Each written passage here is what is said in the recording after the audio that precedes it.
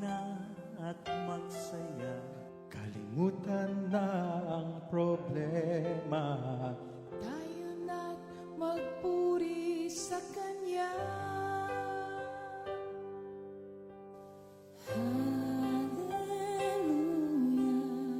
Hallelujah.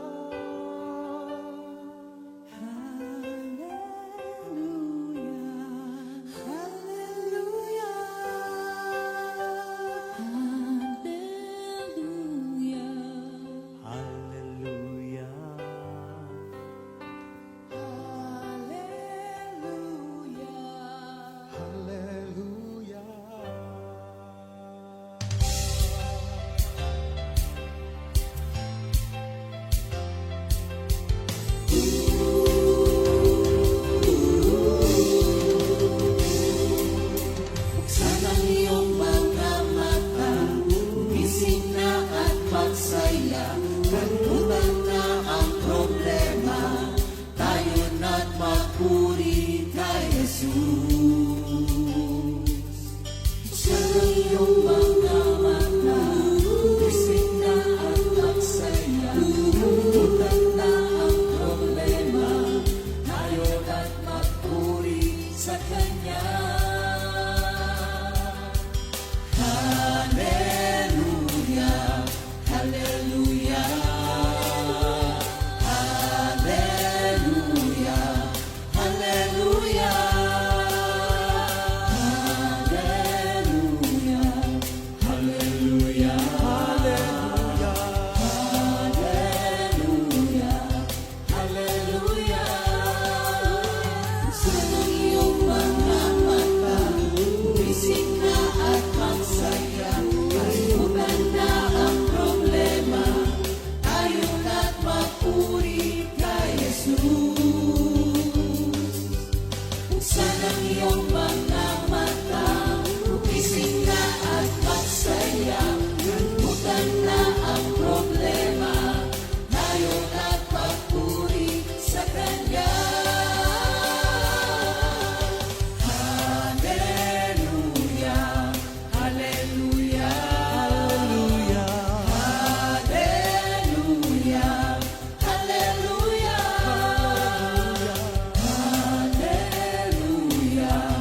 hallelujah, hallelujah, hallelujah. Di ka iiwan, di ka pababayaan. Kumapit ka, kumawit ka, at magpuri sa Kanya. Buksan ang iyong mga mata, gumising na at magsaya. Kalimutan na ang problema, tayo na't magpuri kay Jesus. Buksan ang iyong mga mata, gumising na at magsaya. Kalimutan na ang problema, tayo na't magpuri sa Kanya. Hallelujah, hallelujah, Hallelujah. Hallelujah. hallelujah,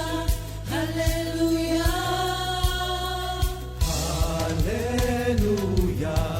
Hallelujah. Sa iyong mga mata, gumising na at magsaya. Kalimutan na ang problema, tayo na't magpuri. Hallelujah,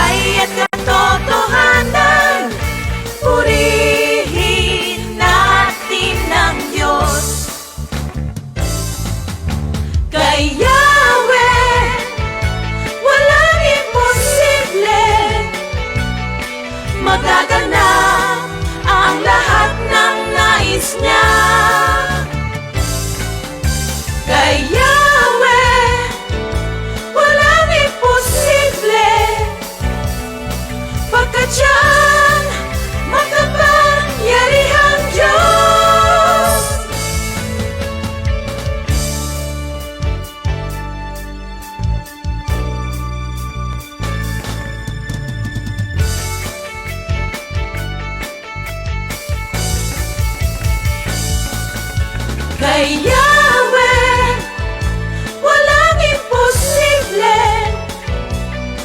Magaganap ang lahat ng nais niya.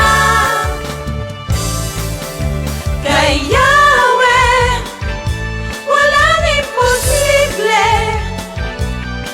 Pagkat siyang makapangyarihang Diyos.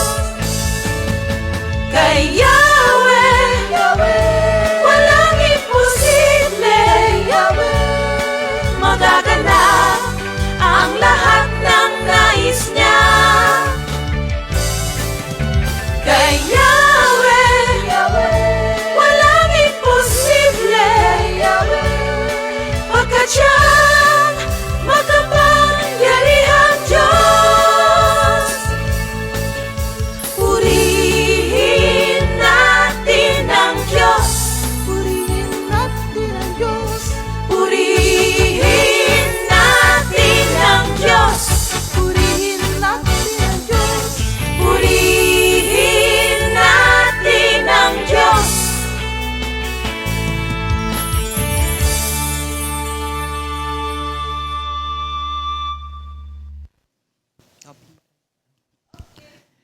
Good morning, Jesus!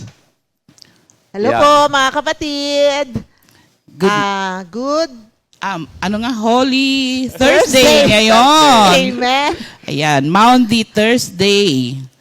To all. Teka, opening prayer muna tayo. Ayan, thank you, Lord. Sige pa, tayo muna ay manalangin bago ho tayo magpatuloy sa ating sa umagang ito. Thank you, Lord. Thank you, Jesus. Panginoon, na po sa lahat, kami po'y nagpupuri at nagpapasalamat sa napakaganda pong umaga. Salamat po, Lord, sa napakasarap na pagtulog, paggising ng maaga, na alam namin, Lord, na kayo na po ang sentro ng aming buhay. At Panginoon, muli po, sa umaga pong ito, samahan po ninyo kami sa aming pong pagbabahagi ng inyong mga salita. Pangunahan po ninyo kami, Panginoon. At dinadalangin din po namin sa inyo ang aming po mga kapatid na ngayon po ay nasa kanya-kanyang tahanan, na patuloy po nakikinig nitong aming JMJ. Alam po namin, Lord, na sa umagang ito ay kami po ay makakarinig muli ng mga salitang manggagaling po sa inyo. Kaya lagyan po ninyo ng buhay ang aming mga labi na siyang magsasalita sa araw na ito, Panginoon. Alam po namin, Lord, na sa mga sandali pong ito, wala po kaming itataas, kundi kayo lamang, Panginoon. Salamat po at patuloy din po namin dalangin yung mga kapatiran po namin may mga karamdaman.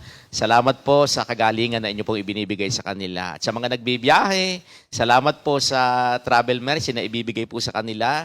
At sa mga nasa kanya-kanyang tahanan na alam namin, Lord, na sa araw pong ito, Panginoon, meron na naman po kaming magandang mangyayari sapagkat makakarinig na naman po kami ng salita na manggagaling po sa inyo. Salamat po. Ang lahat ng papuri, pasasalamat ay sa inyo lamang. Sa pangalan ni Jesus, Amen. Amen. Thank you, Lord. Thank you, Lord. Good morning po sa ating mga kapatid sa North. Umpisa natin sa Apari, Tugigaraw, Cagayan, pababa ng Nueva Ecija. Isabela pa pala. Isabela, Nueva Ecija, Cabanatuan. Tarlac. Tapos sa kabila, Baguio. Baguio, Pangasinan. La Union, Pangasinan, Tarlac, Pangasinan din yung Alaminos, di ba? Tarlac. Tapos sa kabilang area naman, yung Zambales, Olongapo, Bataan, Pampanga, down to Bulacan. Ayan. Thank you, Lord. Good morning po sa inyong lahat. Good morning mga kapatid. Sa East ka. North? East ka? Sa East ka? Is Hindi pala. ko kaya. Thank you, Lord. Sa East, di ba? Ang East naman, Antipolo, Rizal area, Pasig area. Yan, yung Rizal ni lahat na eh. Taytay. Oo. Marikina, yan. Good morning po sa inyo. Yan. Ano pa sa Northeast? West area natin. Ayan. Makati. At saka Quezon City area. Ayan.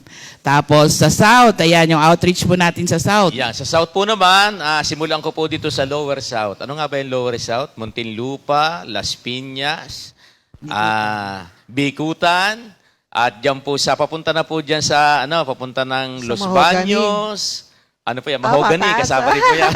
Tagig.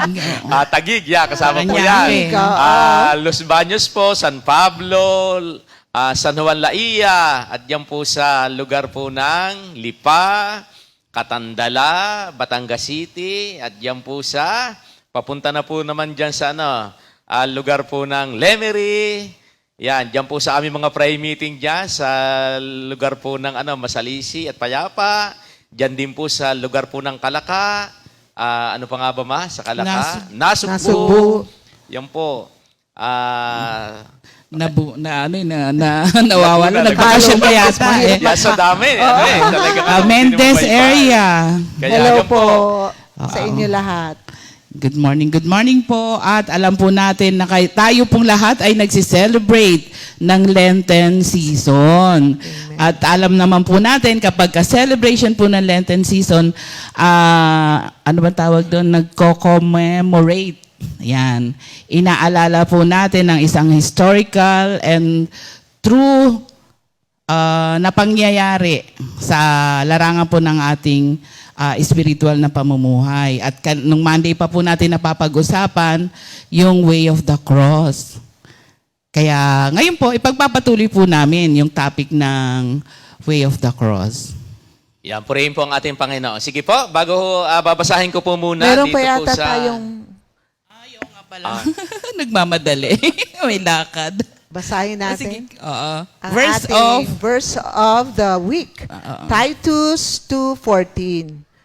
Who gave himself for us, that he might redeem us from every lawless deed, and purify for himself his own special people, zealous for good works. Yan, praise God. Napakaganda. Yan, sige po, mga kapatid basahin ko po yung aking teksto po na magmumula po dito sa sulat po ni San Juan, Kabanata po 11, talata po 17. Kinuha nila si Jesus at siya'y lumabas, napasan niya ang krus, patungo sa tinatawag na puok ng bungo, na sa wikang Hebreo ay tinatawag na Golgota. Yan, purihin po ang ating Panginoon. Sa umaga pong ito, mga kapatid, ang aking pong pinaka-title po sa umagang ito ay pinamagatan ko pong Jesus bears the cross. Yan, bakit nga po ba itong ating pamagat?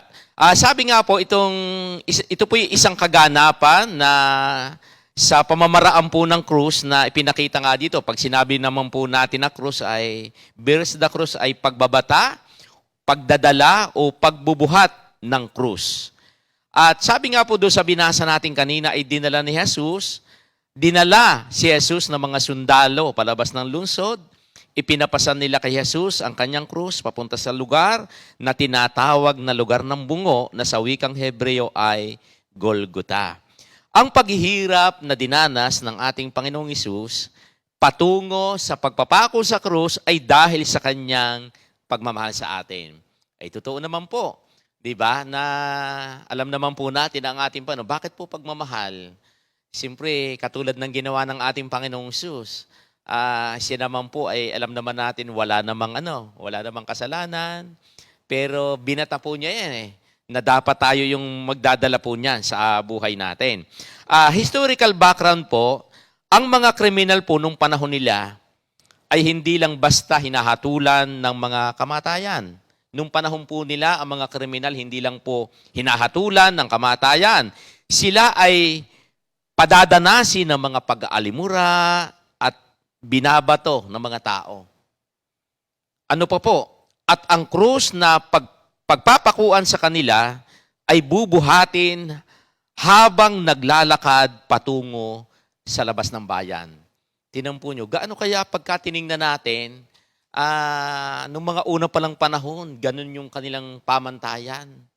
Na pagka mga kriminal, isipin mo naman yon, doon ka na nga, sabi nga, ano ba ang tawag dyan? Yung ikaw ay dadalhin sa plaza, doon ka pagbabatuhin, parang yung babaeng nahuli sa pakikiabi, di ba? Ganun din. Ganun sila, para bang kahihiyan Di ba? Isipin mo naman yon, sabi nga doon, ikaw ay tutuyain, di ba? Alam naman natin yung ginawa sa ating Panginoong Hesus na talaga namang pinagsasalitaan ng hindi maganda. At maraming pagtuturo o aral ang na ipahayag na tungkol sa pangyayaring ito, lalo na tuwing aalalahanin natin ito nga po, yung Lenten season ngayon. Di ba? Na pag inaalala po natin to, di ba, natatanda ako nga dati kami noon nung wala pa ho kami kay Lord, alam niyo po ba, pagka ganito ng panahon, ang ginagawa ho ng mga matatanda noon, pinakagisnan po namin yun, pag may gitara sa amin, ano po yun, hindi tinatanggalan po ng kwerdas. Para sa kanila talaga, yung ganitong panahon, pagtitika, walang maingay. Kaya pagka ho ganon, di ba, sa amin talagang tinatanggalan po ng kwerdas yung mga gitara. Ibig sabihin, ganun sila. At pinasan po ng ating Panginoong Hesus ang krus. Ang krus na pinasan ni Jesus ay ang krus na papasan sa Kanya. Bakit po ba yon, di ba? Sabi nga, isipin mo yon. Ano pong ibig sabihin niyan? Ang krus na pinasan ni Jesus ay ang krus na papasan sa Kanya. Ibig sabihin, bakit? Simple yung Kanyang daladalang krus, doon din po siya ipapako. Di po ba? Kaya yun po yung pakahulugan niyan. At bago ilagay sa krus ang taong nagkasala, sabi dito, ang kostumbre ng mga Romano ay ipapapasaan muna sa mga tao nagkasala ang krus bilang bahagi ng kanilang punishment. Isipin na lang ho natin kung gaanong kahirap yun.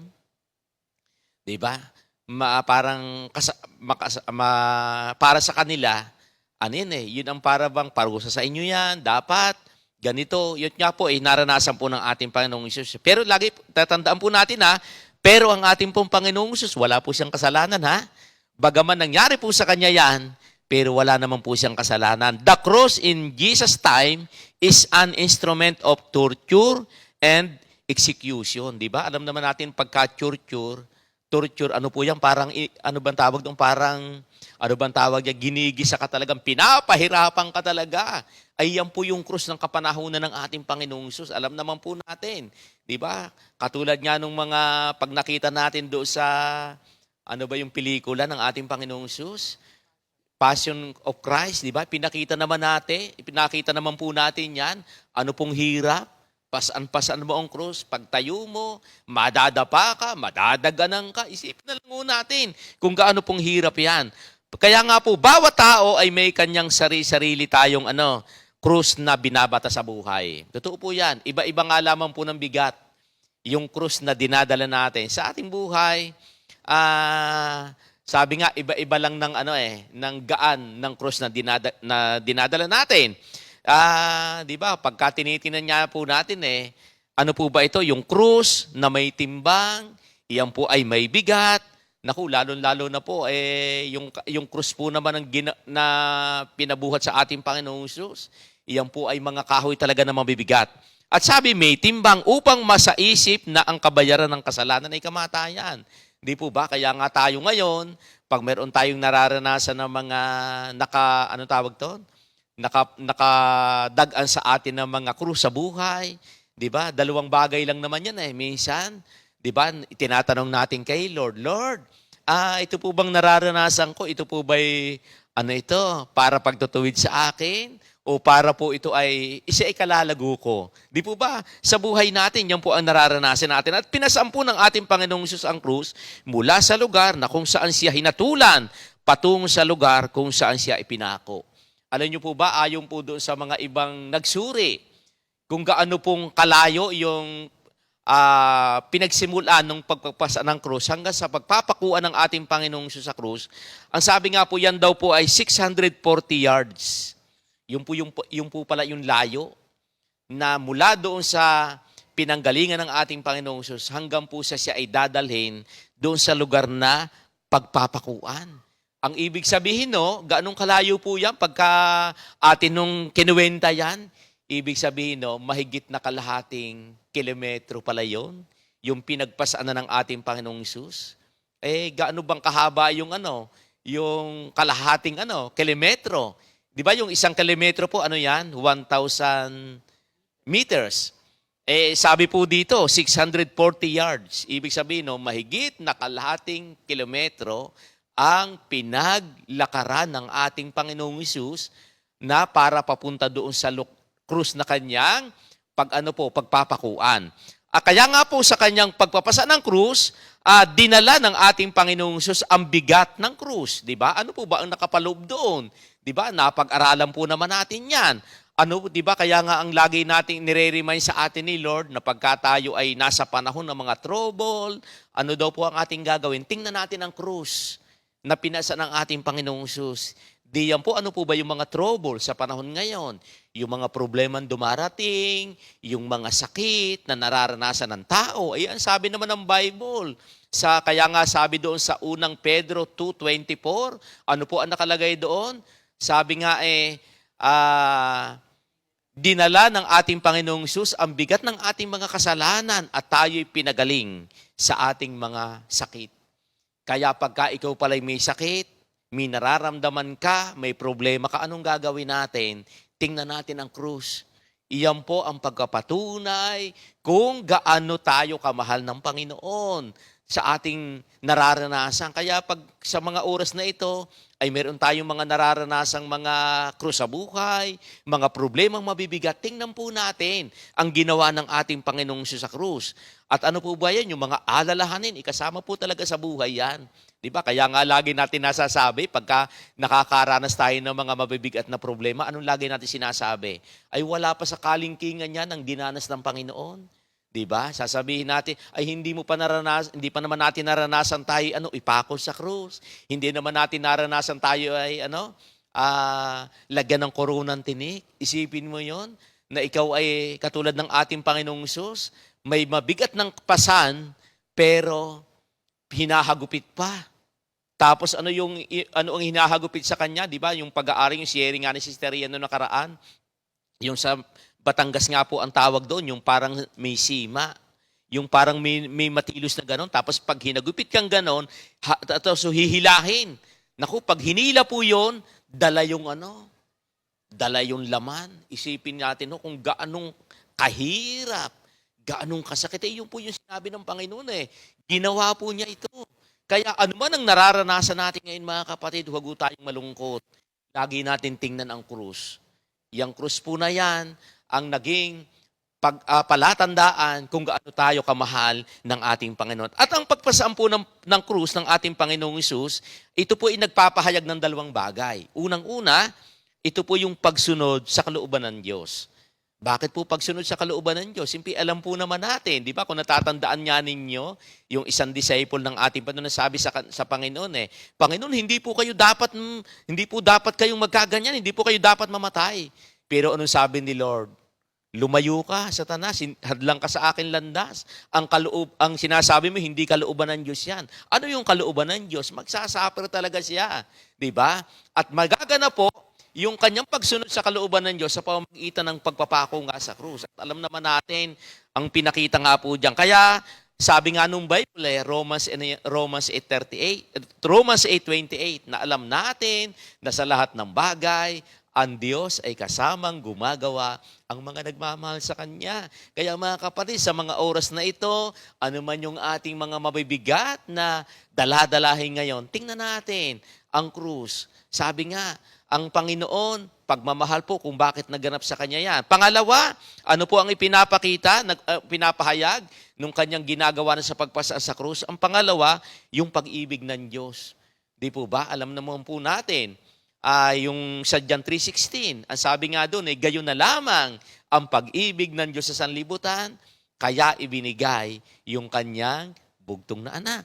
At alam po natin, di ba, kung balikan natin ang nangyari sa ating Panginoong Hesus, di ba, yung mga, alam naman natin na, kaya nga nung siya ipako sa krus, di ba, sino yung kanyang mga kasama? Di ba, mga kriminal? Ang Panginoon po, binata po niya yan para ipakita lang sa atin kung gaano tayo kamahal ng Panginoon. Di po ba? Kaya may mga pagkakataon, kung sa ating buhay, nakakapag-isip tayo na hindi tayo mahal ng Diyos. Naku mga kapatid, hindi po ganun. Ipinakita po sa atin ng Panginoon yung kanyang pagmamahal. At lagi po nating tatandaan. Kaya nga po, ang sabi dito, nag-set po ang ating Panginoon na example, ng halimbawa, kung paano binata ang bigat ng krus na kanyang pinasan. Ano po ang, di ba, pag nakita natin, doon sa Passion of Christ, di ba? Pag nakita natin doon, di ba, habang bata-bata niya ang krus, di ba? ang daming ginagawa sa kanya, hinahagupit. Pero ano po yung example sa kanya na makikita natin? Di ba, wala siyang imik? Kahit ano man ang gawin sa kanya, tahimik lang po siya. Ganon din tayo. Di po ba? Kaya kung meron man tayo ng mga krus na daladala, anong ibig sabihin ng example ng Panginoon? Tahimik lang siya. Ang ibig sabihin, pagka meron tayo mga krus sa buhay natin na daladala, tahimik lang tayo. Minsan, marami mga tao pagka masyadong maingay eh.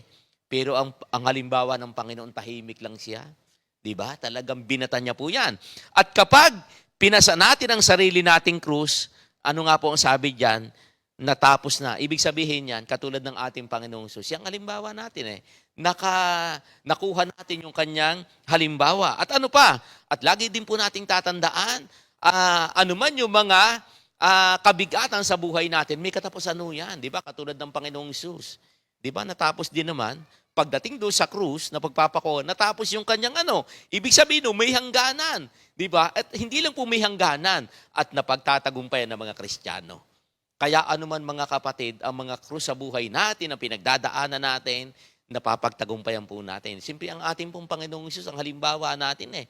Kaya nga ngayon, di ba, masasabi natin na bilang mga mananampalataya, ganoon na lamang po yung ating pagka may mga kapatiran tayo, may mga nararanasan, anong sinasabi natin sa kanila? Oy, sister, brother, kaya mo yan dahil napagtagumpayan ng ating Panginoong Jesus. At hindi lang po yan, isinigurado po ng ating Panginoong Jesus ang ating kaligtasan. Yung po ang pinakamaganda. Isinigurado po ng ating Panginoong Jesus ang kanyang kaligtasan sa pagpapasan niya ng krus. Dinala niya ang bigat ng ating kasalanan. Yung po, isinigurado ng ating Panginoon yung ating kaligtasan. Di po ba? Talagang hanggang doon po sa pagkapako niya sa krus. Kaya nga yung sabi niya na naganap na. Di ba? Yung naganap na, ibig sabihin talagang naganap niya hanggang yung sa krus ng yung kaligtasang naranasan natin bilang mga mananampalataya. At ang hirap na sa pagpapasa ng krus ay kanyang dinala para hindi tayo mahirapan. Ibig sabihin, bakit Siyempre, dapat tayo ang magsasuffer po noon eh. Pero siya po ang bumata. Siya ang nagdala noon. Kaya hindi lang po sa pagmamahal ayaw ng Panginoon na nahihirapan tayo. Di po ba? Kaya sa buhay natin, yun po ang lagi nating iisipin. Kaya ang katanungan natin ngayon kapatid, kung meron ka ngayong pinagdadaanan sa buhay, tingnan natin ang krus na dinala ng ating Panginoong Jesus.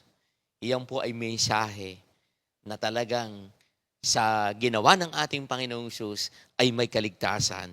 Kaya nga po dito sa ano po ang gagawin natin kapag meron tayong mga kabigatan, ang sabi nga po, isurrender natin kay Lord yan. Natatandaan ko po yung isang talata ng dito sa Matthew 16:24. Ang sabi po dito, sinabi ni Jesus sa kanyang mga alagad, kung ibig ninyo mang sumunod sa akin, limutin niya ang kanyang sarili, pasanin ang kanyang krus, at sumunod sa akin. Di po ba? Kaya mga kapatid, sa mga sandali pong ito, anuman yung ating mga kabigatan sa buhay, isuko lang natin kay Lord, ibigay natin sa Kanya.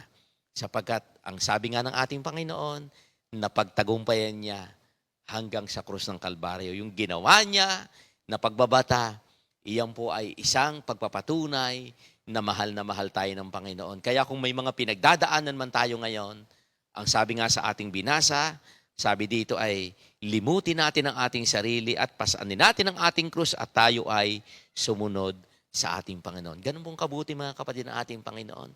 Kaya po sa mga sandaling ito, anuman yung ating mga kabigatan, ibigay lang po natin na sa ating Panginoon sapagkat ang kagaanan ay magmumula din po sa Kanya. Purihin po ang ating Panginoon at magandang umaga po sa ating lahat.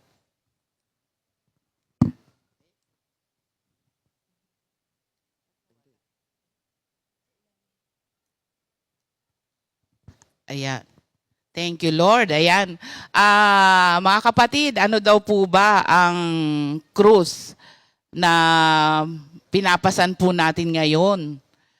Diba? Kung iisipin nga natin, kanina habang pinag-aaralan namin, yung kalahating kilometro, nabuhat-buhat ni Lord yung krus, maliit lang talaga siya from dun sa lugar ng execution papunta dun sa crucifixion. Di po ba? Sa walking nga, tumatakbo nga ng 5 kilometers, ganyan. Ito, yung kay Jesus, malapit lang talaga. Pero bakit full of suffering? Kasi ngayon nga, habang siya ay naglalakad, dun pa lang sa pinagmulan, ini-stone na siya, tapos ayun nga, hinahagupit na siya, doon naubos yung kanyang lakas. Kaya kung isip, tayo nga, ingron nga lang. Diba? Ilang araw nating, ang tawag nun, agony, yung agony natin, lalo pa yung kay Lord. Pero napakaganda po, katulad nga nung sinabi ni Pastor, na nangyari iyon dahil po sa pag-ibig ng Diyos sa atin at para po sa kaligtasan ng mga mananampalataya. Thank you, Lord. Isa rin pong bahagi ng ating Way of the Cross, kasunod po nung dun pa rin po sa senaryo na naglalakad si Jesus patungo doon sa Golgotha. Dito po sa Mark 15:21, habang naglalakad sila, nasalubong nila ang isang tao na galing sa bukid. Siya ay si Simon na taga Cyrene, na ama ni Alexander at ni Rufus. Sa pilitan nilang pinapasan sa kanya ang krus ni Jesus. Dito po, ito po yung senaryo na Jesus is helped by Simon the Cyrenian to carry the cross. Kung iisipin po natin mga kapatid, on the way to the cross, yung tinatawag nating Via Dolorosa, we learned that Christ suffered on our behalf. Dapat tayo yun eh. Di po ba? Anong kasalanan ba nagawa natin ngayong umaga? Overeating. Yan. Di ba? Marami. Tapos dapat ikaw yung magsasuffer, pero the Lord has made it on our behalf dahil nga napakadakila ng pag-ibig niya sa atin. And we learned also that Christ's suffering is ordained by God. Kumbaga talagang magaganap, kaya nga sabi ni Jesus not my will but yours will be done. Para madama talaga ni Jesus as 100% man yung paghihirap o yung kalagayan ng isang tao. Kasi di ba kung iisipin, tayo nga lang, bakit ito? Sasabihin mo na lang, sorry, ang tigas ng ulo. Di po ba? So, ano ba ang meron sa isang tao?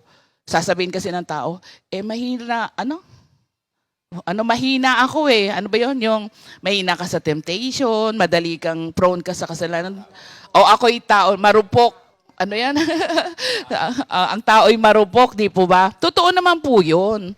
Pero, pinakita sa atin ni Jesus Christ na hindi. Dahil siya'y naging tao. So, naganap po yun. Binata niya yung suffering. Kaya nga sabi kanina, yung suffering na meron tayo, pansamantala lang, kumpara doon sa suffering na eternal kapag nagpatuloy ang tao sa kasalanan. So, yun yung pinapaalala sa atin na habang tayo ay namumuhay bilang mga Kristiyano, kailangan po maunawaan natin na yung suffering ni Jesus Christ ay lagi natin pong alalahanin para ma-remind po tayo kung gaano niya tayo kamahal. At ang naganap po yun para magkaroon po tayo ng kaligtasan sa siguradong wrath ng Diyos, yung galit ng Diyos. Di ba? Tayo nga lang galit na galit sa kasalanan eh. Di ba? Pag nakapanood ka ng TV, tapos sinabing ganito, ganyan, galit, hindi ka naman involved, pero galit na galit ka. Galit ka dun sa maling ginawa. How much more ang Lord? Galit siya talaga sa kasalanan. Kaya kapag hindi ka nanumbalik sa Kanya at nagpatuloy ka sa kasalanan, nalulungkot siya. Kasi nga, gusto niya ang lahat ng tao ay magkaroon ng kaligtasan. Kaya nga may purpose po yung pagtulong ni Simon kay Jesus. Makikita po natin habang nagpapatuloy po tayo ng pag-aaral. When Jesus fell on the ground, sa pilitan na pinapasan kay Simon ng Cyrene, yung krus. Imagine niyo po yung senaryo na, di ba, ang mga Romano, matitikas yan eh. Tapos nandun ka sa sa daan. Halimbawa, yung prosesyon, nandun ka, di ba? Nandun ka sa daan. Tapos bumagsak si Jesus. Nakita si Simon. Alika dito, alika. Di syempre, no gagawin mo? Pag ikaw yung tibeng, lalapit ka, di ba?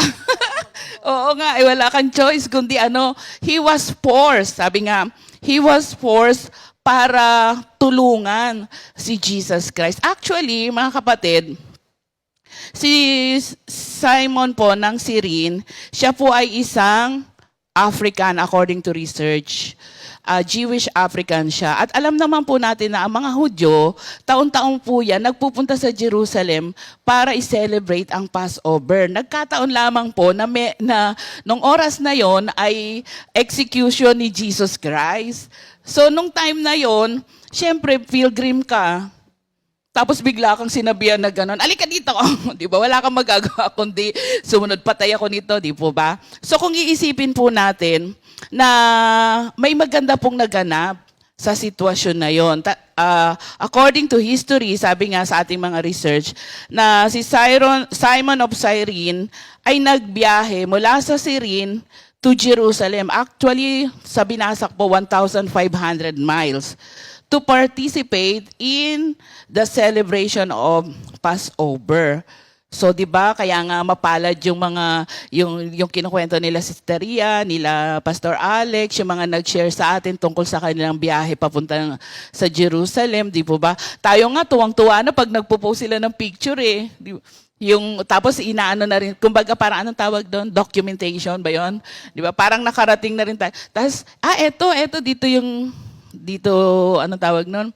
Na nabaptize si Jesus, 'di ba? Yung parang nandoon na rin tayo dahil nga sa modern technology. So, sila, yung mga Jewish, meron talaga silang tradition na taon-taon pumupunta doon sa Jerusalem to celebrate the Passover. Alam naman natin na yung Passover celebration ay yung pag-celebrate ng kanilang kaligtasan noong nag-Passover ang spirito ng kamatayan doon sa mga pinto nila. 'Di ba? Na nilagpasan sila. Na naglagay sila ng blood doon sa pinto nila. So, celebration po 'yun. 'Di ba ang buhay nga po natin ngayon, lagi nating sinasabi na yung bagong buhay natin kay Kristo is a celebration. Kaya talagang pag nakarating ka dun sa Jerusalem, nako, kaya nga hindi po matapos-tapos ang pagkukwento nila sa atin. Kasi excited po talaga silang i-share sa atin kung ano yung karanasan nila.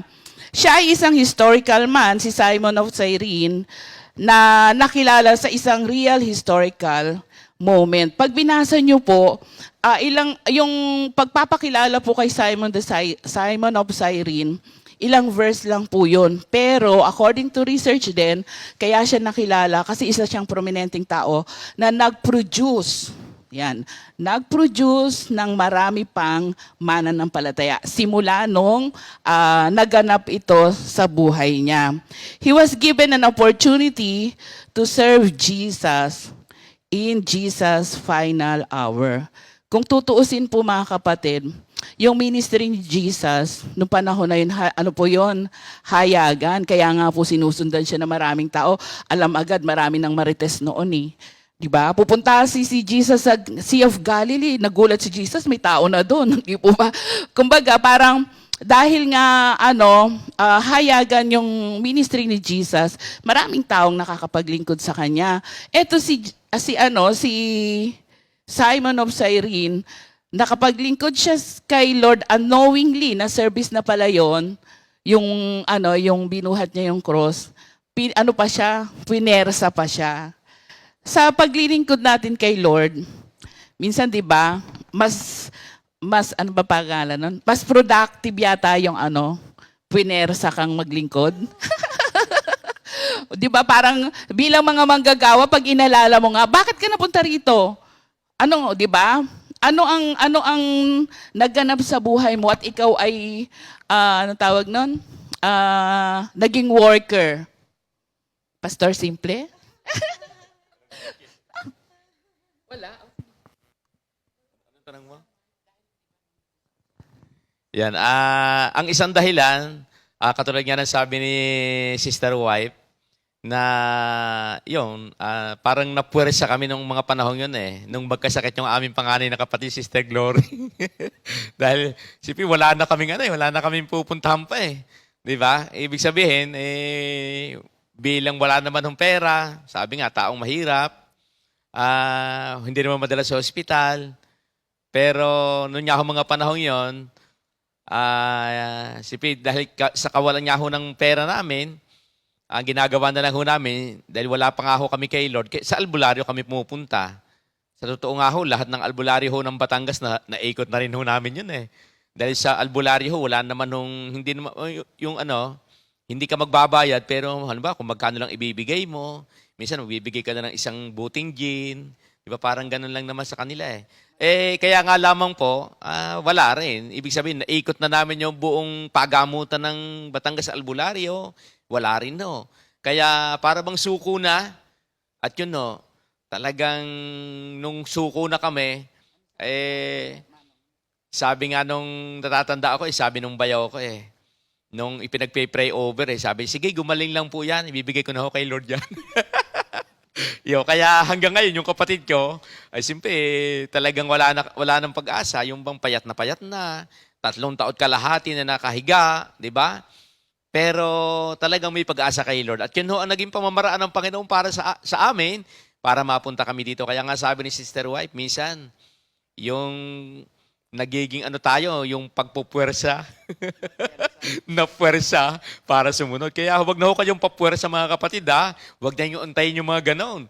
Na kung kailan mapupuwersang lumapit kay Lord pag may mga sitwasyong ganon. Kaya yun po, naging pamamaraan po naman ng Panginoon nyo. Kaya ngayon po, thank you Lord naman.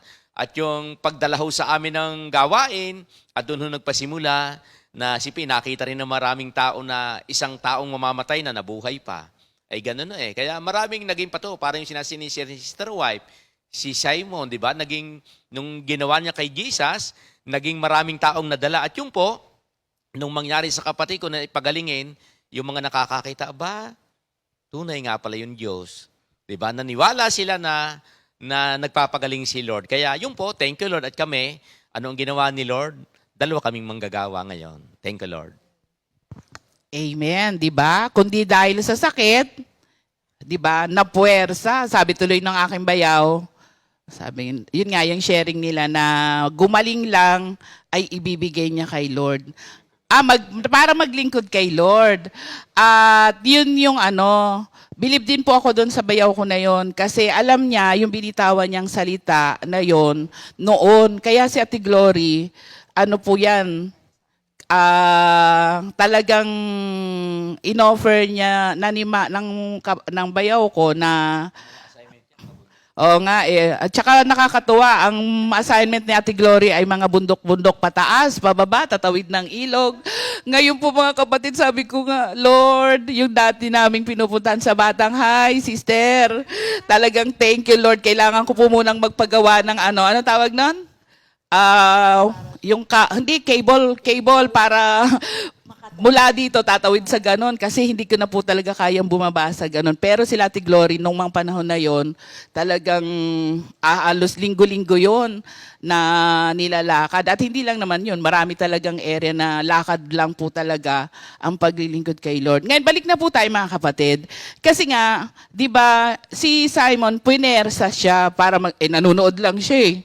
Di ba? Nanonood lang siya eh. Kasi nga, pilgrim, sino kaya yung ganyan-ganyan? Tapos, kasi ng mga panahon na yun, hindi marirecognize ang mukha ni Jesus Christ. Gawa nga nung turn na gano'n. So, hindi niya marirecognize hanggang sa narinig na lang na sinisigaw ng mga tao. So, nung pinersa na siya, sabi nga, ito po yung Simon's encounter with Jesus. Personally, yung iba, talagang personal yung pagkaka-encounter niya. Makikita po natin ito, Simon's help proved to be a temporary relief for Jesus. Siyempre, bumagsak. Ikaw man yung gano'n ng sitwasyon, di ba hirap na hirap ka na, inordained ng Diyos na si Simon ay makatulong kay Jesus para makarating doon sa krus. Di po ba? Paano kung hindi niya na talaga mabuhat? Para makarating doon sa crucifixion talaga, maabot niya yung final end. So, ito ay temporary relief. So, kung temporary, napagaan mo yung bigat dahil sa tulong mo, it sustained Jesus to get to the crucifixion para sa atin. Kaya, kumbaga, kung iisipin po natin, Diyos na nga siya, nagpatulong pa. Alam niyo po ba kung anong ibig sabihin nun? Simon had a high privilege of carrying the cross of Jesus. Kung tutusin po natin sa panahon natin ngayon, marami po ang gumagaya nun. 'Di ba? Traditional na kasi sa kanila, costumbre na nila eh. Sa Bulacan nakakakita po kami yung hindi naman nagke-carry ng cross, pinapalo lang yung likod. Tapos makikita mo may mga dugo-dugo. Ano ba tawag doon? Kunyari, na-experience po nila yung paghihirap ni Jesus. Pero si Simon po, he had a high privilege of carrying the cross of Jesus personally. It is a great blessing to him. Ikaw man yun, binuhat mo yung nasa likod ka, kitang-kita mo yung mga yung sabi nun? Yung mga laman na nadurog. Kumbaga sa Indian mango, pag nagbalat ka ng Indian mango na hinog, di ba, anong itsura nun? Di ba? Parang durog na, di po ba? So, ganun po yun, nandun siya sa likod. Ikaw mang yun, ano ang sasabihin mo habang nakasunod ka? Di ba, sasabihin mo, naku Lord Jesus, naku Lord, di ba, ganun yung magiging damdamin mo. Wala na siyang pakialam kasi nung panahon na yon, ang costumbre po nila, pagka hinawakan mo yung krus o kaya yung dugo dun sa considered ka rin na makasalanan. Kaya wala na siya, sabi nga dun sa wala na siya karapatang mag-celebrate nung iba kasi madumi na siya. Doon na rin talaga siya sa labas, hindi na siya pwedeng pumasok sa loob. Pero sabi nga doon, it is a great blessing to him na yung pagpunta niya doon para mag-celebrate ng Passover, na-experience niya yung totoong suffering ng ating Panginoong Jesus. He shared in the Lord's suffering talaga. Na napakahirap sa damdamin po ni Simon yung ganong senaryo. Not only that, he had made a very personal encounter with Jesus. Siguro, di ba, kung iisipin mo, Jesus, pwede bang ganito? Di ba, nag-uusap na silang dalawa? Ganon, meron silang pag-uusap. Patawarin mo po ako, nandun na siya sa personal na, Lord, patawarin mo po ako, kasama po ba dyan yung mga kasalanan ko? So, nagkaroon siya ng personal encounter sa ating Panginoong Jesus. He met Jesus in Jesus' darkest hour. Tayo kasi, we met Jesus in our darkest moment. Diba? Na-meet natin si Lord, sabi nga kanina, nung wala ng pag-asa. Diba? Nung may sakit si Ate Glory, wala nang kapag-asa. Na-meet nila ang Panginoong Jesus nung wala na silang pag-asa. Pero dito, si Simon, he met Jesus on Jesus' darkest hour. Yung pa namang hindi mo na makilala ang mukha ng Panginoong Jesus dahil sa mga sugat na tinamo niya. Ano pa? When Simon of Cyrene carried the cross of Jesus Christ, doon pa lang nagkaroon na ng bagong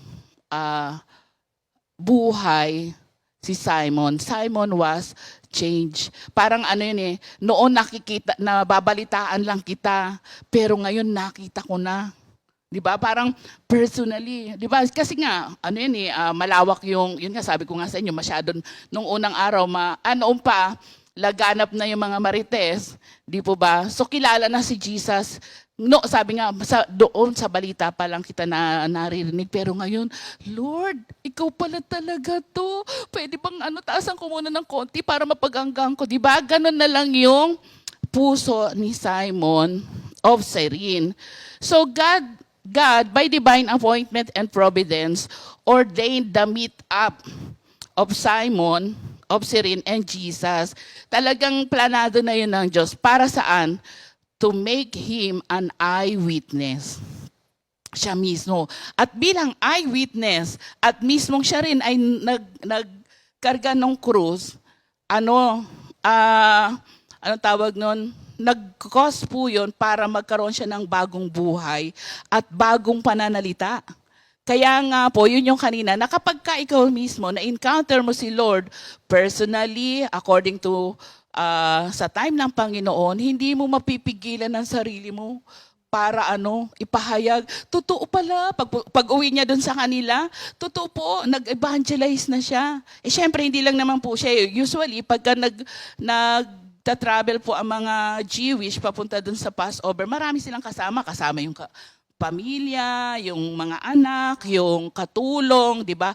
Kasama po yun. So, doon pa lang, na-evangelize na sila sa sitwasyon na yon. At hindi lang basta evangelization kasi naging eyewitness sila doon sa kaganapan ng paghihirap ng ating Panginoong Hesukristo. At bilang eyewitness, mga kapatid, kaya nga napatunayan, kasi pag binasa niyo po yung Book of Acts at saka Romans, nababanggit po dyan yung mga taga-Sirin na followers of Jesus. After, doon sa Acts 2 kasi, nung mag-a-ascend na si Jesus sa langit, marami po doon ang mga Syrians. So, na-evangelize po yung mga taga-Sirin sa pamamagitan po ng experience na ito ni Simon doon sa senaryo na yon. Kaya nga 'di ba, sa buhay natin ngayon, 'di ba lagi nating sinasabi, "Oh Lord, what a privilege we have in serving you." Bagamat si Simon ay poor, sabi nga napilitan para buhatin yung cross, pero yun yung way para makilala niya ang ating Panginoong Hesukristo. Sa buhay po natin ngayon, mga kapatid, pag binalikan po natin ang nakaraan natin, di po ba? Kung paano natin nakilala ang ating Panginoong Hesukristo, kung paano po tayo nag-serve kay Lord, dapat po, katulad po ni Simon, na merong na-evangelize, na merong pagbabagong naganap, at sa ganon, kumbaga na ipakita mo sa mga tao na totoo yung Diyos na tumawag sa'yo, yung Diyos na humango sa'yo sa kahirapan, yung Diyos na nagpagaling sa'yo, kagaya nga ni sinasabi ni Pastor Simple.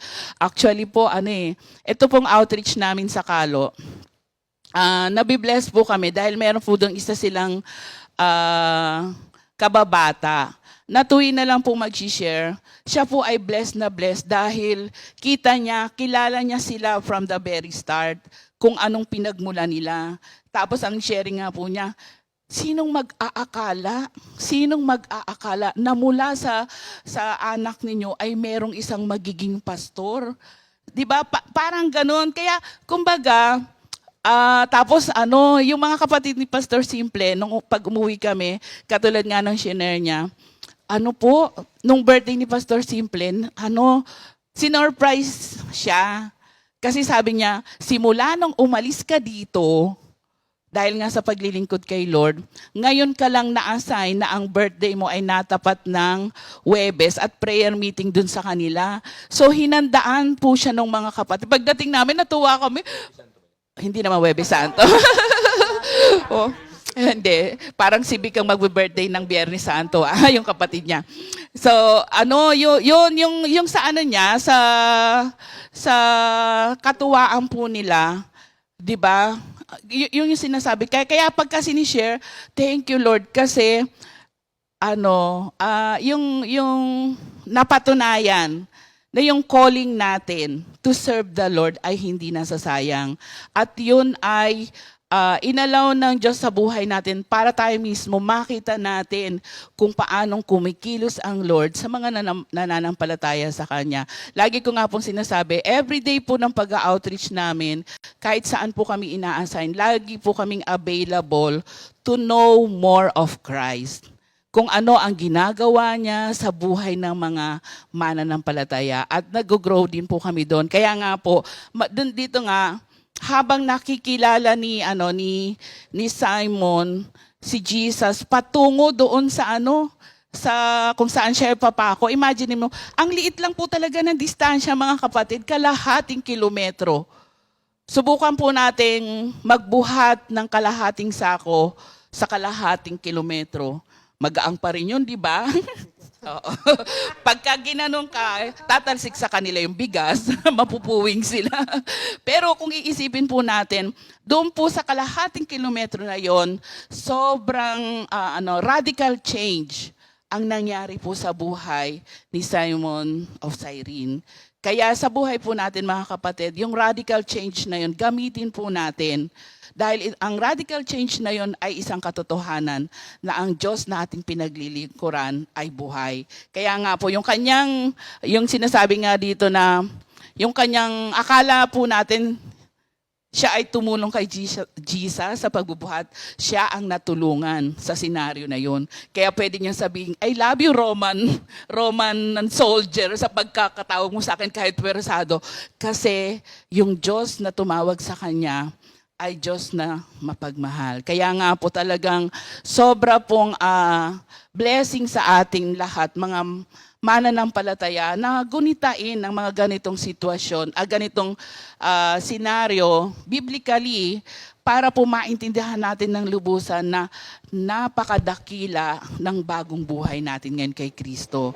Bagamat ang tawag nun, kanyang suffering ay talagang kung tayo yung nando sa senaryo na katulad nga nun, di ba minsan nga, meron nga kaming nakita, sabi ni Sister Eper, Pastor Simple, may ipapakita ko sa iyo, kumakain ba kayo? Ganon. Kasi meron siyang papakitang picture, yung isang asawa ng pinsan niya na namatay, nahulog sa bangin. Tapos alam niyo, pinakita yung picture, sabi, kung kumain na daw kami, nakakain na kami. Di sabi yung pagkakatanong na yon, ibig sabihin, baka hindi namin kayanin. Nung tiningnan po namin yung picture, pagkakita ko po, nasa ng ulo? ganon yung picture, kasi nasa ng ulo. Pero hindi naman naano yung ulo nun. Kaya lang, nabasag talaga, hindi makilala yung mukha kasi nga bangin nga yung pinagbagsakan. So, ibig sabihin, di ba yung ganong senaryo pa nga lang picture pa lang yun how much more talaga si Simon na personal niyang nakita yung sugat ng ating Panginoong Hesukristo, yung buntong hininga ng ating Panginoong Hesukristo habang naglalakad sila.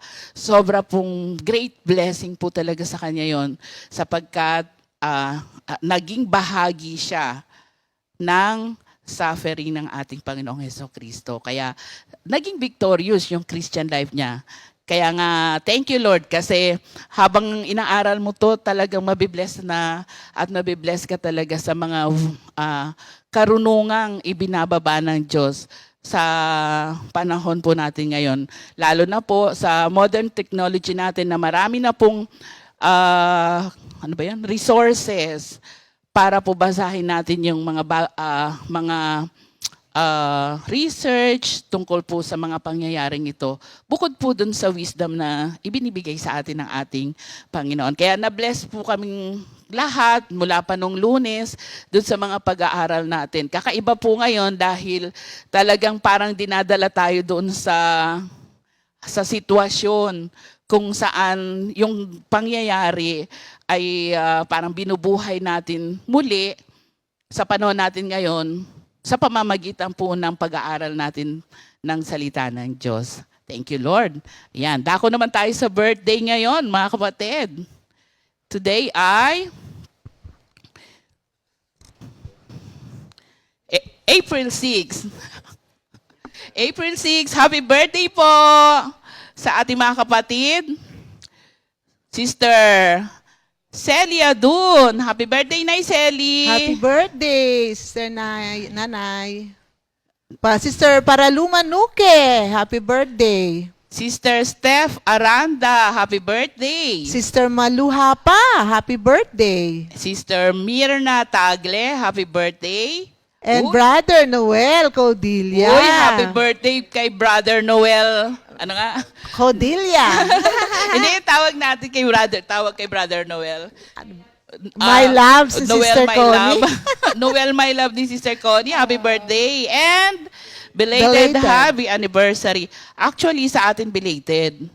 Pero sa kanila, mamaya pa yan. Oo. Kay Brother June and Sister Lolit Lolit Ilagan. Ilagan. Yan. Enjoy your day po.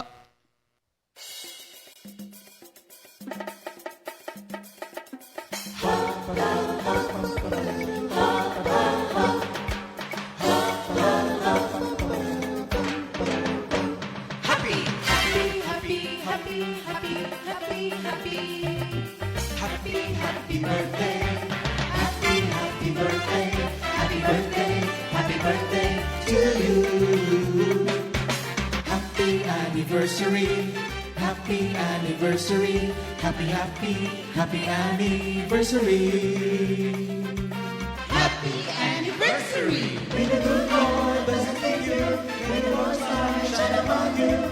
Happy anniversary to you. Happy, happy birthday to you.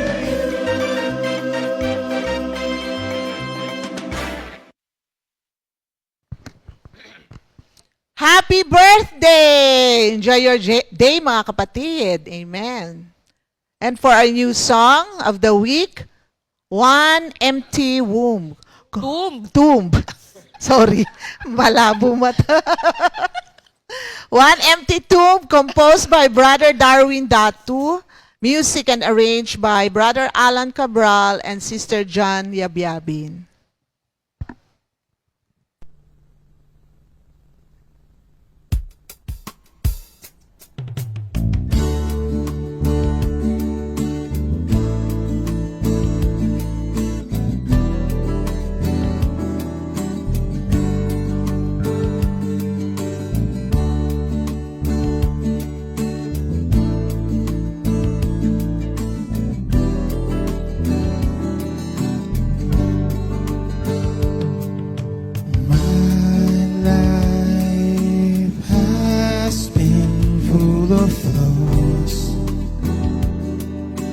Day that I passed, wandering nowhere, running here and there.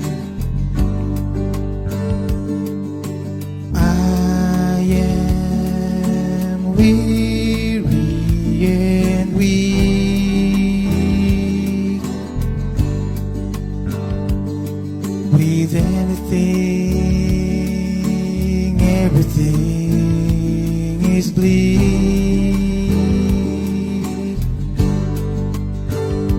like a lamp unto my feet.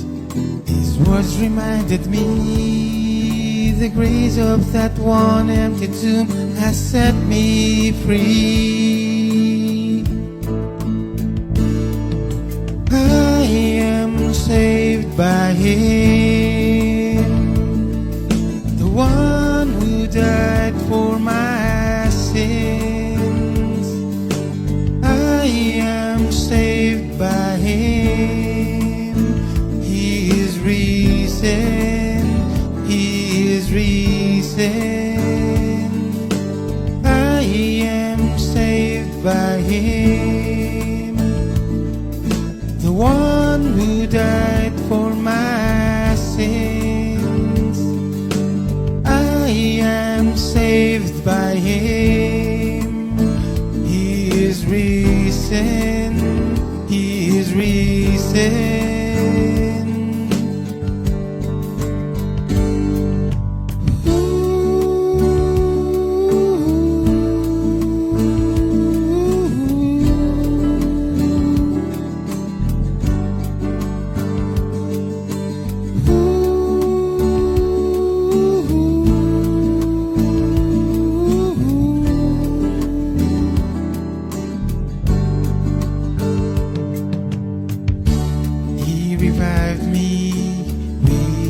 Righteousness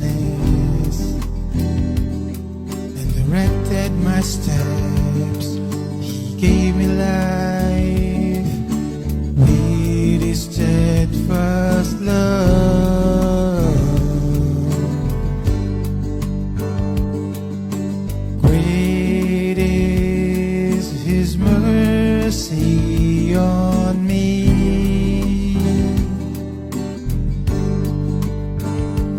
I surrender my life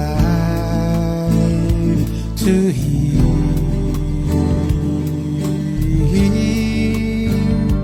like a lamp unto my feet. His words reminded me the grace of that one empty tomb has set me free. I am saved by Him, the one who died for my sins.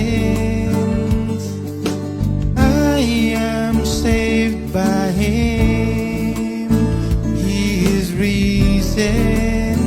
He is risen. I am saved by Him, the one who died for my sins. I am saved by Him. He is risen. He is risen. I am saved by Him, the one who died for my sins. I am saved by Him. He is risen. He is risen.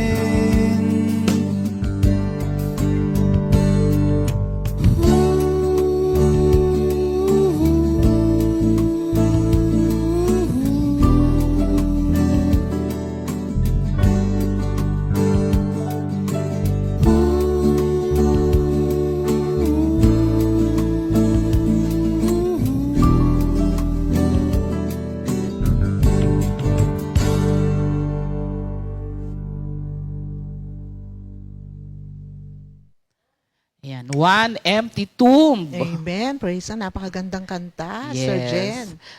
Patunay talaga na yung pinaglibingan kay Jesus Christ noong panahon na yon ay walang bading nakita. Kaya patunay na ang Diyos natin ay buhay. Amen. Thank you, Lord. At patuloy po tayo sa ating pag-aaral. Amen. Diretsuhin ko na po sa Lucas 23:27 to 31. So sabi dito, sinusundan si Jesus ng maraming tao, kabilang ang ilang babaeng nagiiyakan at tumatangis dahil sa kanya. Nilingon sila ni Jesus at sinabi, mga kababaihan ng Jerusalem, huwag ninyo akong iyakan. Ang tangisan ninyo ang inyong sarili at inyong mga anak. Verse 29, tandaan ninyo, darating ang mga araw na sasabihin nila, mapalad ang mga baog, ang mga sinapupunang hindi nagdalang tao, at ang mga dibdib na hindi nagpasuso.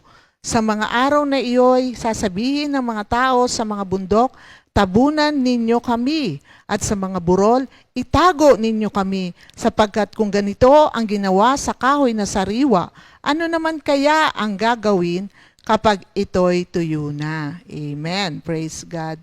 Ang sa akin naman po, thank you Lord sa privilege na nakapag-aral ng Via Dolorosa or Way of the Cross. Talagang marami ka palang matutunan at marami kang, ay, ganun pala yun. Ay, marami kang mauunawaan at maiintindihan. At nakakatuwa nga po ito. Itong scripture na binasa natin ngayon ay tungkol din sa mga kababaihan naman ng Jerusalem. Alam niyo po, itong verses na to, ang sinabi ng mga ibang mga scholars of the Bible, ang sabi nila ay ito raw ay isang last sermon o last preaching ni Jesus. Kasi pagkatapos niya sabihin ito, ayun na yung 7 words, di ba? 7 last words of Jesus. So, sinabi nila na ito na yung last na preaching ni Jesus. Kasi makikita natin mamaya na kung gaano kagrabe ang pagmamahal, ang tapang, ang alab ng Panginoon na ipahayag, palagian ang kanyang salita. Kung anuhin natin yung kanyang sitwasyon sa oras na yon. Siya ay may koronang tinik, siya ay hinagupit, puro dugo-dugo na siya, siya ay nagbubuhat ng krus. Pero ito nung time na tinulungan na siya ni Simon. So, pero alam natin yung hirap pa rin niya. Tapos wala pang nainom na tubig, pero nakapagsalita pa siya nito. Diba yung verses na nabasa natin? Kung uulitin natin, sabi niya dito,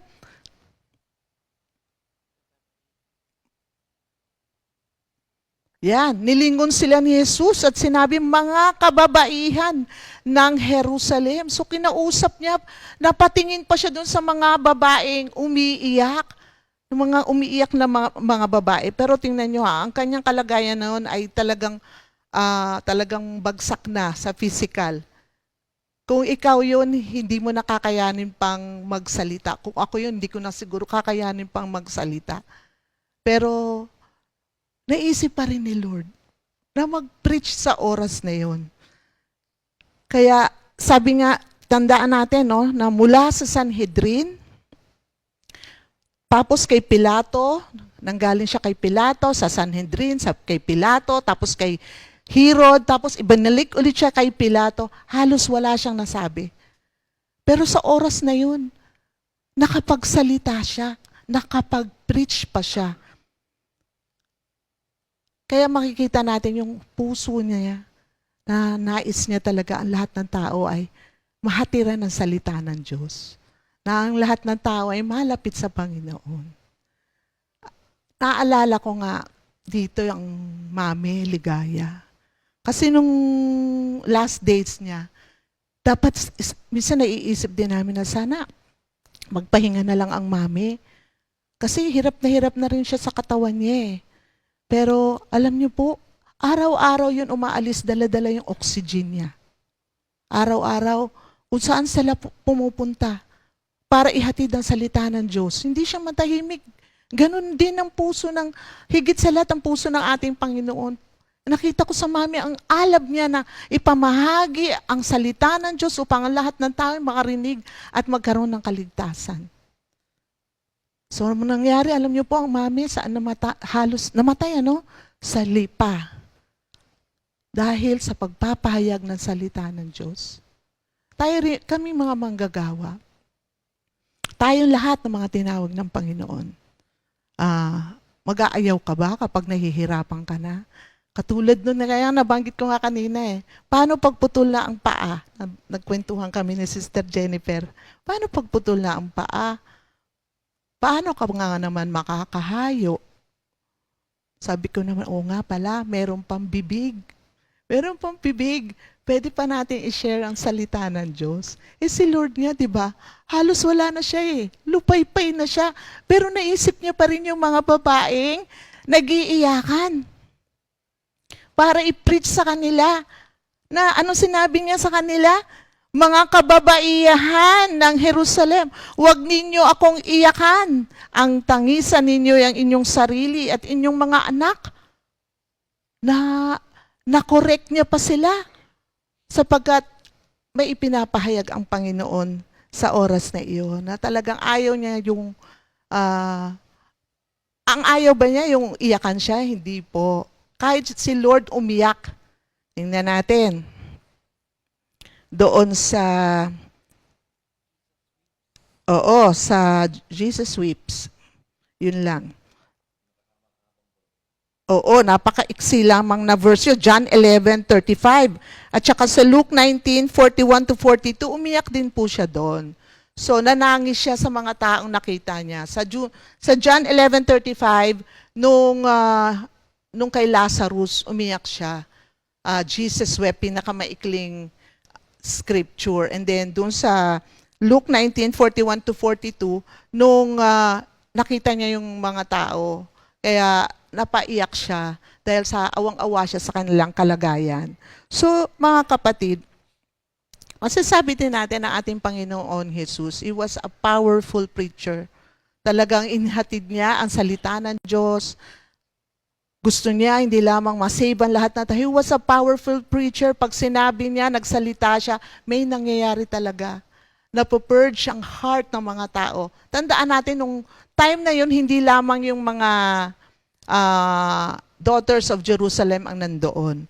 Kundi may iba din, may mga kalalakihan din, naaabot ng kanyang salita niya.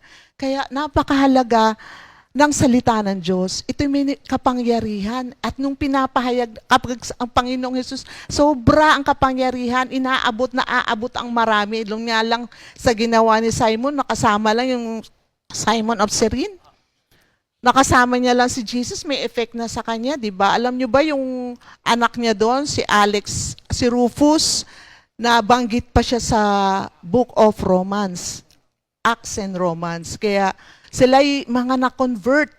Sila ay mga sumama na rin sa gawain ng Panginoon, sila ng nanay niya. Kaya nabanggit sila sa Acts and Romans. Kaya nakakatuwa ang Panginoon na kapag pinahayag ang salita ng Diyos, marami ang naabot. Salita mo lang, basta preach ka lang. Hindi mo alam, meron ng kinakausap ang Panginoon dyan. Meron ng dinadala. Kasi nung pagkakataon yung oras na yun, hindi niya pinili, hindi yun sa sariling kanya o sa kariling kanila, kundi ang Diyos ang kumilos.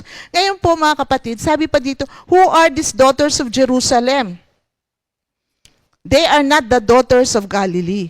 So yung daughters of Galilee po, yun yung mga sumunod kay Kristo. Sila yung mga tumulong, katulad ni mga pinagaling ni Lord, at saka yung mga pinalaya sa evil spirit, like si Mother Magdalene, si Juana na asawa ni Kusa, nakatiwala ni Herodes, si Susa, at marami pang iba.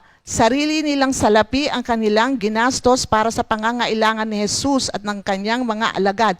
Sa Lucas 8:1-3. So sila po ang tinatawag na daughters of Galilee. Hindi po sila ang daughters of Jerusalem. Pag sinabi pong daughters of Jerusalem, ito po yung mga babaeng tinatawag nila kapag may patay ang tao or mamamatay. Ang tawag dito sa atin ay crying ladies. Kung napanood nyo yung pelikula ni Sharon Cuneta, yun, crying ladies. Meron na talaga noong pa na gano'n. Oo, sa ibang mga culture talaga meron. Umiiyak. Oo, sa Chinese, sa mga sa Egypt.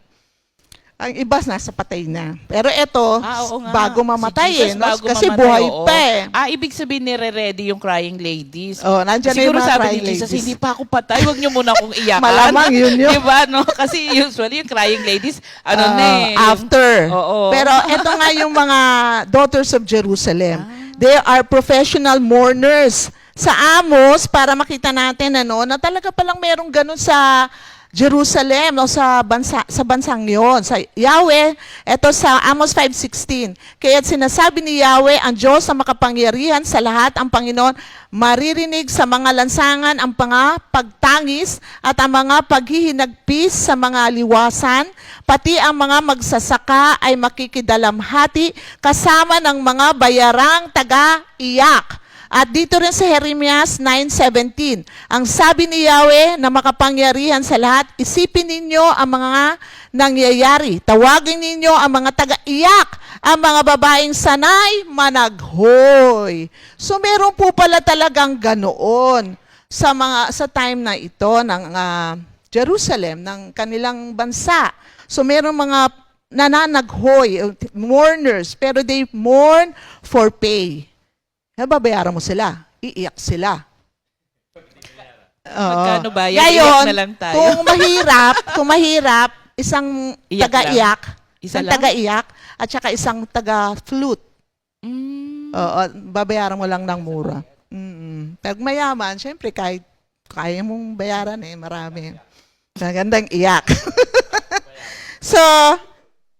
So, ito mga kapatid, ano ba sinasabi ni Lord dito? Balik tayo sa scripture. Ang sabi niya kasi, mga babaihan ng Jerusalem, huwag ninyo akong iyakan. Ang tangisan ninyo ang inyong sarili at inyong mga anak. Bakit po kaya niya nasabi ito? Dahil meron pong propesiya dito. Sabi niya dito sa tandaan ninyo, darating ang mga araw na sasabihin nila mapalad ang mga baog, ang mga sinampaang hindi nagdalang tao at ang mga dibdib na hindi nagpasuso. Sa mga araw na iyo'y sasabihin ng mga tao sa mga bundok, tabunan ninyo kami at sa mga burol itago ninyo kami. So mga kapatid, ito po yung kadahilanan. Ito propesiya ito. Doon sa time ni Jesus, sa time na yon na siya ay daladala niya, nasa krus siya or papako siya sa krus, dinala niya yung mga tao sa mangyayari sa future. Which is, alam niya kasi ang kinabukasan. alam ng Panginoon ang kinabukasan kung ano ang mangyayari. At doon, sinabi niya, di ba, na mas mapalad pa raw ang mga baog sa panahon na yun. Kasi nga, makikita ng mga nanay, ang kanilang anak ay mamamatay. Dahil sila ay malilipol. Ito pala ay very nangyari sa panahon after 40 years.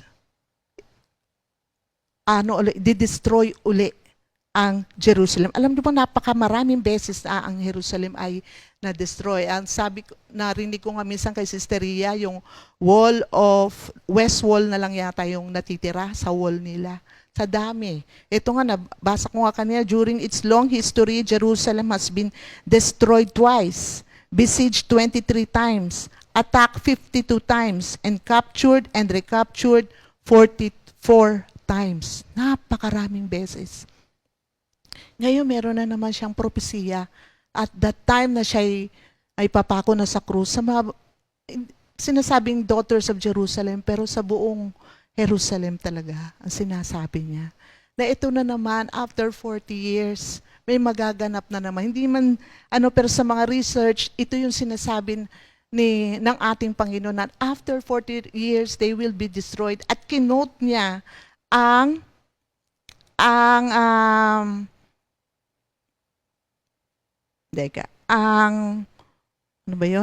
Hosea 10, verse 8. Hosea 10, verse 8. Wawasakin ng mga altar sa burol ng Aven na naging dahilan ng pagkakasala ng Israel. Tutubo ang mga tinik at dawag sa mga altar at sasabihin nila sa kabundukan, itago ninyo kami at sa kaburulan, tabunan ninyo kami. Yun din ang sinabi ni Lord sa scripture na binasa natin. So ang dahilan, mga kapatid, ang kaiyakan, sinasabi niya sa mga kababaihan, ang iyakan, huwag niyo akong iyakan. Ang iyakan ninyo ang iyong sarili. Sapagkat alam natin na sa Romans 6:23,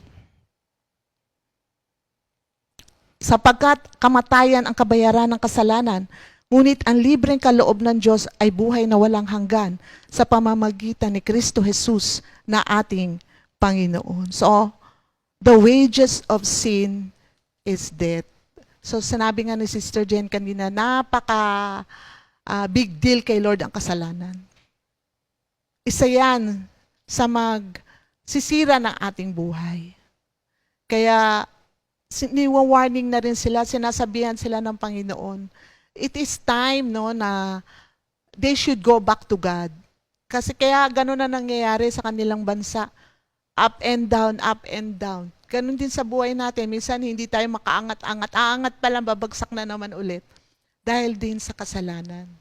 Kaya ito yung sinasabi na God hates sin and God is serious kapag dating sa kasalanan. Pag inalala mo, kaya ito warning ito sa time ni Jesus. At warning din sa atin sa mga nagpapatuloy pa sa paggawa ng kalikuan. God hates sin and He will destroy yung mga nagpapatuloy. Talagang nakakahabag. Kaya it's time to repent and go back to God. Hingi ng tawad. Lumapit tayo sa Diyos. Yan ang nais ng Panginoon sa atin.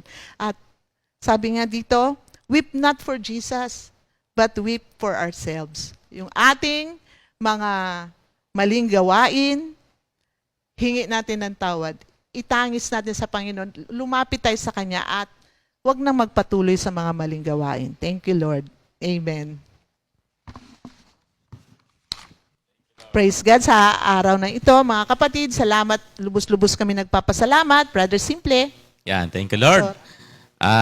Salamat po, mga kapatid. At alam ko po na tayo ay napagpala sa mga napakinggan nating pag-aaral sa umagang ito.